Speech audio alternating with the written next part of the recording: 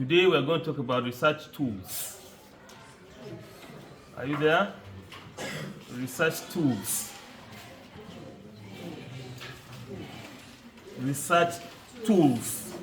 T-O-O-L-S. Tools. You are there? Research tools for writing projects. We have different tools that you can use them to write projects. You can use those tools to write your project smoothly, correctly, seamlessly, without plagiarism. When we talk of plagiarism, we are referring to copying somebody's work. So you can use those tools or these tools to get your what? To get your write-ups done without having problem. We are teaching you all these things so that tomorrow you can be a good writer after finishing your university. Tomorrow you can be a drafter after finishing your university. You can be a secretary after finishing a university. You can be a researcher after finishing a university. Nowadays, in the world of IT, in the world of information technology, things are fast changing and things are fast growing. So there is need for each and every one of us to leverage on those things so that your work will be easier and accurate for you. We are going to take the first item. The first item is Google Scholar. Can you say it? Google Scholar. Say it. It's not Google Scholar. Are you saying it? You are saying it? Google Scholar is not Google. Listen. If you want to spell good, good is G-O-O-D. Why are you pronouncing this different? This is G-O-O-G-L-E. Is Google. Say it again. Google. Don't go to your friend and start telling him Google. It's not Google. So it's Google, okay? We have what we call Google Scholar. You can check in the internet. This is a platform where researches in the entire world are what? Are saved or are uploaded. All scholars in the world, all. If you are a scholar, your name is there. If you are a scholar and you have written different articles, different books, if you go to Google Scholar, is there. So somebody that want to conduct research, you want to go and get your literature review. Where do you supposed to go? You go to Google Scholar. Go to Google Scholar. If you go to Google Scholar, whatever write-ups, you can find it there.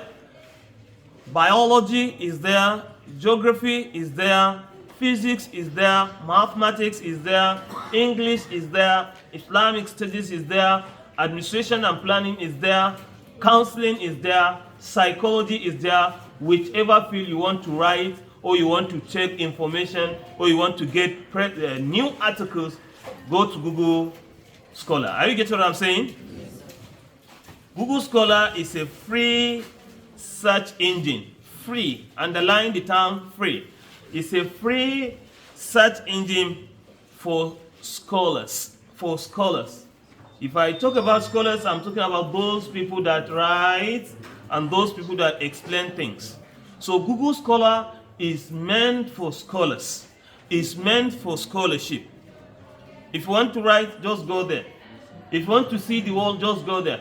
Assuming now, if you put my name, Usman Bakari, you will see me, you will see my picture, you will see my field, you will see my everything.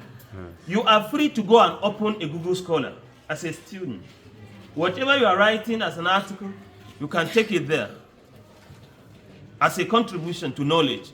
We are putting our write-ups there not because they are giving us money. We are contributing to the global system. We are contributing to the global development.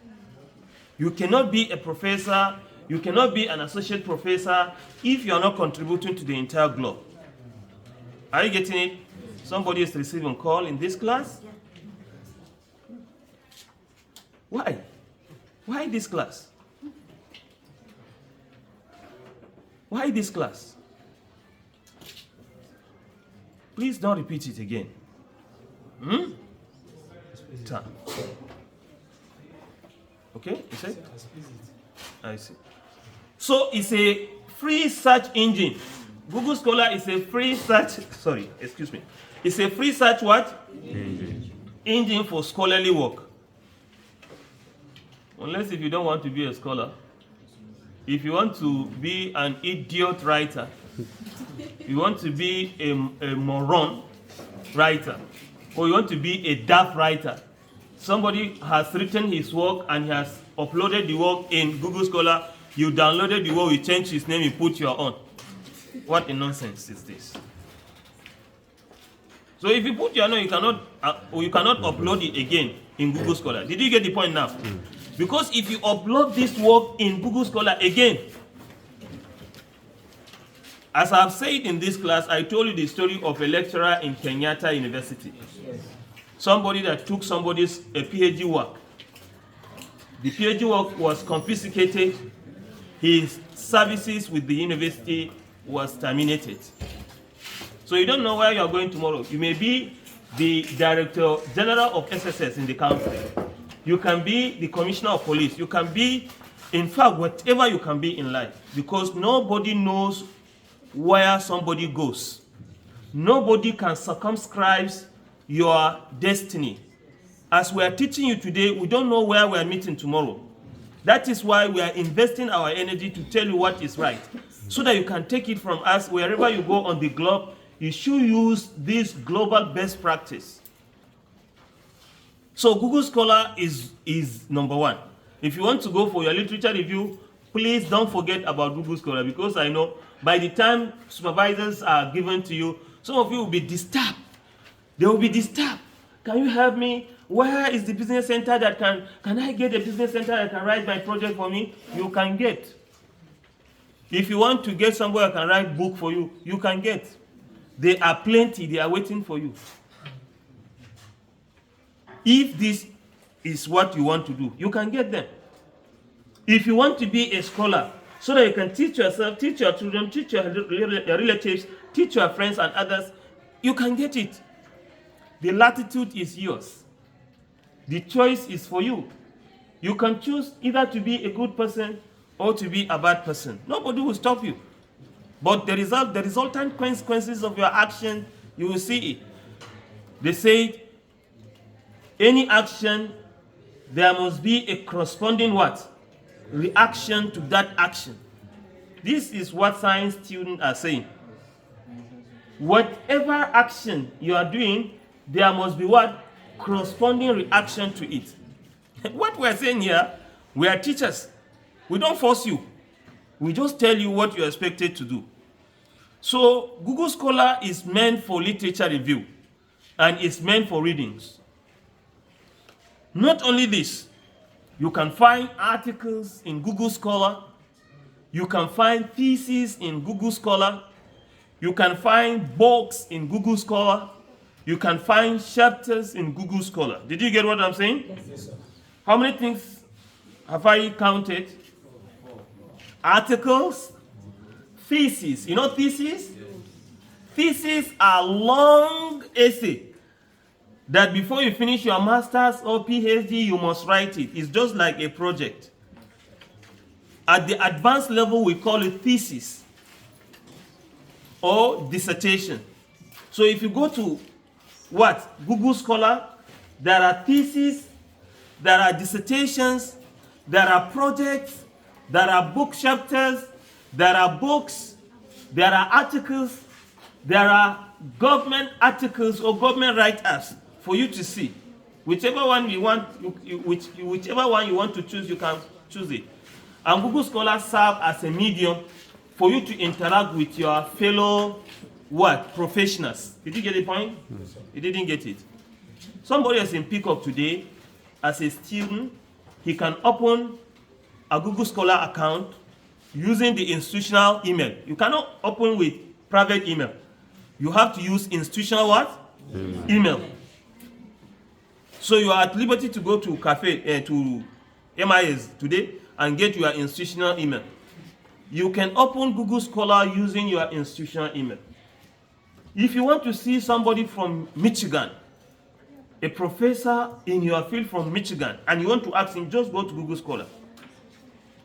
If you want to talk with or to somebody that is in Chicago, is there. Harvard University, they are there. Ibadan, they are there. Taraba State University, they are there. Maiduguri, they are there. ABU, they are there. They are waiting for you. Just ask your question. They will now increase your knowledge in your field. I hope I'm communicating. Yes. This is very, very important. You should not take it lightly. Take it as a resource today. That Google Scholar is a place where you are expected to go and navigate, where you are expected to go and invest for your future. Are you getting what I'm saying? Yes. Whosoever that goes there will be happy or happier. If you don't want to go there, I know some of you will not go. Some of you, I'm just even wasting their time. We know. We've been teaching for years, for donkey's years. For how many years? Donkey's years. Donkey's years. Okay, now, benefit of Google Scholar, they say it accesses a broad range of academic sources and track citations. Broad what? Quantum, large item of citations of scholars and academic sources. Academic what? Sources. Well, let me tell you, the reverse is the case. Some lecturers are technophobes. Some lecturers are what? Technophobes. They are technophobes. Some are technophilia. Yes. If you go there, you will not see their names. They are not online. These are what? Huh? Analog lecturers. These are what? Analog lecturers. You can be an analog student. Unless if you are a digital what? A digital lecturer. If you are a digital lecturer, your name will be there. And wherever on the globe, if they want to search for your name, they will see it there. Are you there? We are moving to the next thing. The next thing is Zotero or Zotero. Say it. Zotero. Z. Can you write it? Z.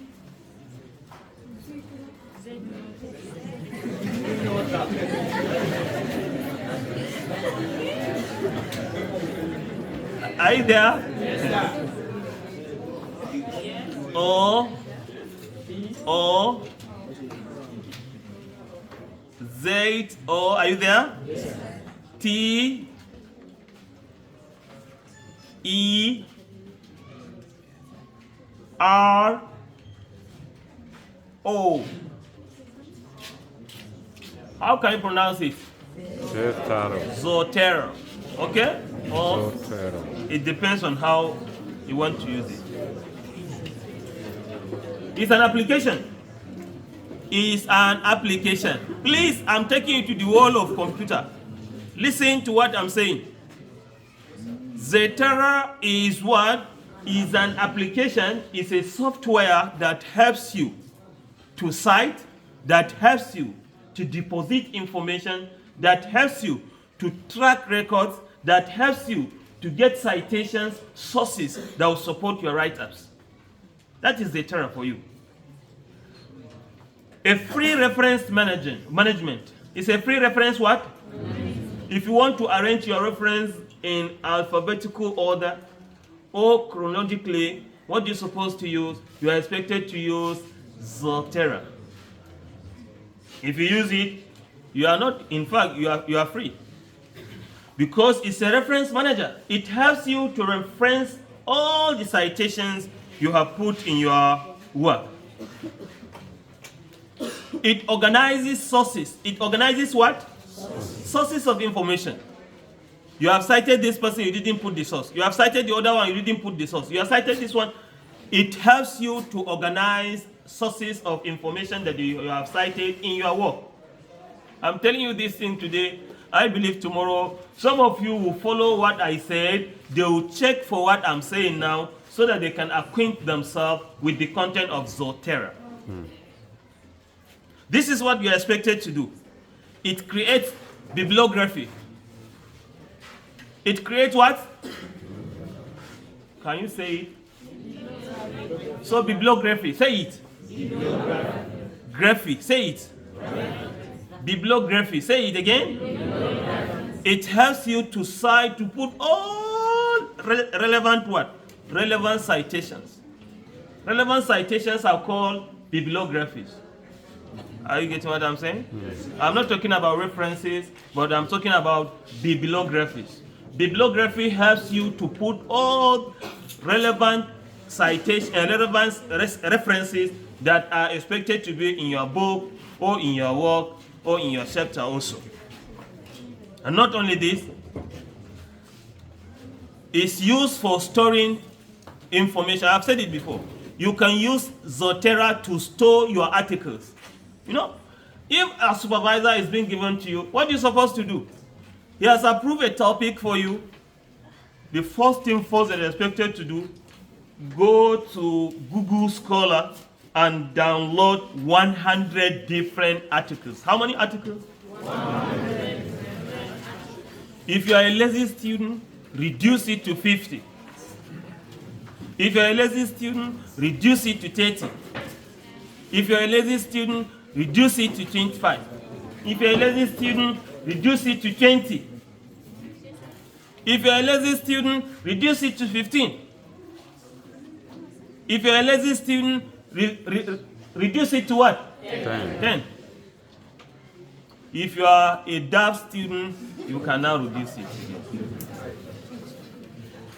The manual of writing project here is saying that you should have not less than 15 or 10 different empirical studies. Where will you get the empirical studies? New empirical study, Google Scholar. If you download your work, see, if you open your Zotero, Zotero will take you to Google Scholar, it will take you to Mendeley, it will take you to this, it will pack many things for you. That is the work of Zotero. Are you getting it? What is the benefit of Zotero? The benefit is it gives you easy what? Easy citation. Easy citation. And it gives you room to get what? Relevant materials. It gives you time, opportunity, latitude to get different styles of references. We have MLA style of referencing. We have APA style of referencing. We have Chicago styles of referencing and the rest. These are the things. The next thing is Google Form. Can you say it? Google Form. Google Form. Form. Who knows how to create Google Form here? You know how to create Google Form? Good. Anybody again? Let me help you. Google Form. If you want to create Google, how do I wish the light is here so that I can teach you right away. If you have Gmail, already, you have eased the process of creating Google Form. Are you getting it? You have eased the process. If you go to Google Space, you touch Gmail, it will take you to the page of Gmail. By the what? By the right top hand corner, you will see some dot, like in square like this. Dot. Touch the dot, it will take you to a different page. It's just a small page that is not like the bigger one. It's just like a dialog box. If you go there, you see Google Drive. Say it again. Google Drive. Google Drive. Google Drive. If you go to Google Drive, Google Drive has different what? Different activities for you. You can go for Excel sheet, Google Excel sheet. You can go for Google Forms. You can go for saving pictures. You can go for saving videos. Google Drive serves or gives you room to save many things. It's there that you can create your Google form. What is useful? Google form, you can use Google form to create your questions. ABCD. This option of ABCD. Are you getting it? It gives you time, it gives you opportunity to create paragraphs. It gives you the opportunity to what? To get a box. So Google Form helps you to create questionnaire. It helps you to create what? Questionnaire. As a researcher, you can use Google Form to create questionnaire, online questionnaire. You can just copy the link. You send it to your group. Please help me fill this questionnaire for me. Within a short period of time, a group of WhatsApp. Maybe you have students there. Maybe your research is in Peacock. And you just, is from part 1, 2, 3, 4. You just send a link there. Get all the platforms that students are using in Peacock. Just send the link there. If they touch the link will take them to where? To the Google Form page, where all your questions, all items, all what are there. Are you getting it? That is the work of Google Form. And it remains in what? It remains on the net. The more they are responding, they are answering your questions, you will be seeing the message is coming seamlessly. Even if you want to see the message or the data in what? In bar chart or pie chart, you see it there. As soon as somebody in America has filled, you will see it. Somebody in Jalingo has filled, you will see it. Somebody in Abuja has filled, you will see it. You can even ask the Google Form to tell you where this person is coming from, the location of the person. You can time the Google Form. 5 minutes, what? 5 minutes period. So whosoever that opens the form, 5 minutes is being given to him to fill it. If he didn't do it within these 5 minutes, the Google Form will now close itself. So questions, exams are being given on Google Form. Yes, I think when I taught some students here, ICT in education, I taught them how to use Google Form. We create online class, we were talking online, we were interacting online, their CA is online, first, second, third CA online, I marked their CAs online, and their exams we did it online. Here, in this school. So it's just like that. As a teacher, you can do something like this. Okay? Just hold yourself, your head up. Behave like a professional teacher. So that all these things, you should be acquainted with them. So Google Form is a free online form. It's free, you don't pay for anything. It's free online tool for creating surveys. Can you say it? Surveys. You know surveys now? If I want to get your opinion now, I can create Google Form, send it to you. I told your class that I will send a link to you. That is Google Form that I want to send. Everybody will fill your name, your class, your level, are you getting it? I can ask you information. So that if you put everything, if I want to use the information, I'll just go and click. I can convert it to Excel. I can convert it to Microsoft Word, ordinary Microsoft Word. I can even leave it as Google Form online. Are you getting what I'm saying? Yes, sir. So teachers, please, I'm telling you this thing, you are growing, the future is brighter. This is the right time for you to grab this opportunity so that you can make yourself relevant wherever you go. And not only this, you can create quizzes. Quiz. I told you now. You can give students exams now. Come with your what? Come with your smartphone. You are going to have 5-minute test using Google Form. 5 minutes. I will be waiting. I will give you 5 minutes. The time is running. You will see the time going. 60, 59, 58. Are you getting it? The time will be going. Before you understand, it will finish within a short period of time. So you can leverage on this and make use of it. We use Google Form to collect data. We use Google Form to collect what? Data. Seamless data. Nobody will stop you and say that, where are you going with this data? Bring it here. No. Somebody will send the data from America, you are in Jalingo, you are here, you will receive the data. Are you getting it? Yes, sir. I gave my student test online here. I said, wherever you go and write your test.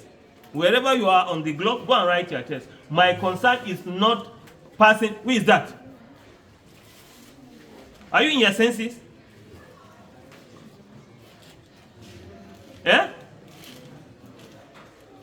You can come. Come on. If you want to go out, if you want to ease yourself, come and go.